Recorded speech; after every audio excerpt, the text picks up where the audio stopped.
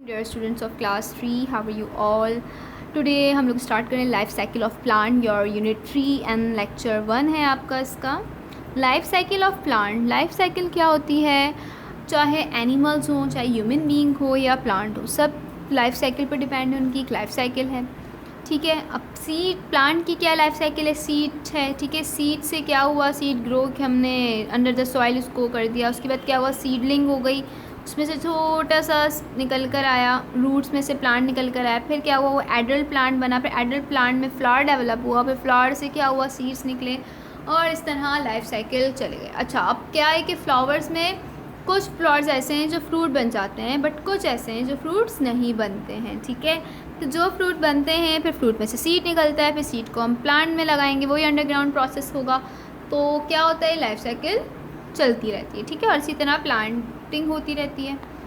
Recall करेंगे कुछ important points जो हम प्रीवियस क्लास में स्टडी कर चुके हैं। Plant are useful, they also make the world beautiful. Plant बहुत यूज़फुल हैं, क्या कर रहे हैं? वर्ल्ड को एक ब्यूटीफुल बनाने में हेल्प कर रहे हैं। Plant give us fruit, leaves, stem, roots, grain and seeds. Plant हमें फ्रूट्स भी प्रोवाइड कर रहे हैं, लीव्स भी दे रहे हैं, स्टेम भी, रूट्स भी है प्लांट में, ग्रेन भी हैं और कुछ सीड्स भी हैं।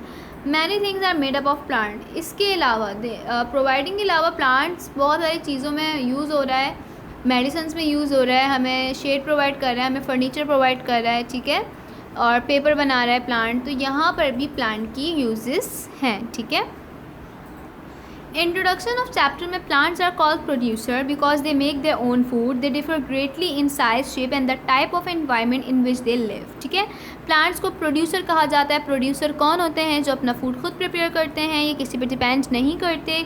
दे डिफर ग्रेटली इन साइज, इनका साइज, शेप और टाइप अलग अलग है एनवायरनमेंट और लिव्स के हिसाब से। ठीक है, प्लांट्स प्रोड्यूस क्या कर रहे हैं? Such as flower, fruit, seed, vegetable, stem, leaves and root. Look at any garden, first thing you will notice are the flowers. अगर आप किसी भी गार्डन में नोट करेंगे तो सबसे पहले आपको क्या नोटिस में आता है? फ्लावर्स नोटिस में आते हैं। कैसे? क्योंकि वो बहुत ज़्यादा अट्रैक्टिव होते हैं, कलरफुल होते हैं, तो हम फ्लावर को पहले नोट कर लेते हैं। फ्लावर्स बहुत लवली कलरफुल होते हैं, स्मेल भी उनकी बहुत स्वीट होती है। All seeds come from flower. जितने भी सीड्स हैं वो कहाँ से आते हैं? फ्लावर से आते हैं। फ्लावर हेल्प करते हैं प्लांट को रिप्रोड्यूस होने में और अपनी कॉपी बनाने में। ठीक है, रिप्रोडक्शन का प्रोसेस कहाँ से हो रहा है? प्लांट से हो रहा है, फ्लावर्स से। ठीक है, यहाँ पर एक फ्लावर की लाइफ साइकिल दिखाई हुई है कि स्टेप 1 में क्या है? सीड ग्रो है प्लांट में, फिर क्या हो रहा है? बीज आ रही हैं, बीज बैठती हैं उस सीड पे और वो पोलन ग्रेप अपने मुंह में लेके चली जाती हैं, दूसरे सीड पे बैठी जाके वहाँ उन्होंने वो सीड छोड़ दिया।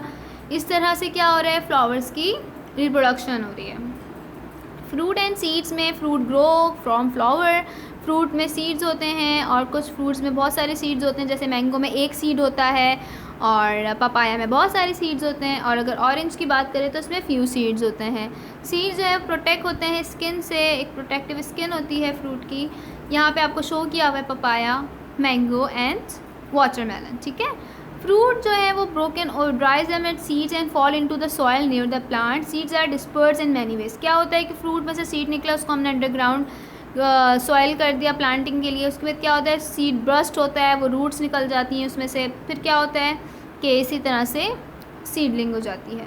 सम seeds are eaten by animals and fruits and excreted. क्या होता है? कुछ प्लांट और एनिमल्स खा लेते हैं फ्रूट और फिर वो एक्सक्रीट करते हैं, वो अपनी बॉडी से बाहर निकाल देते हैं, तो ऐसी भी सीडलिंग हो जाती है।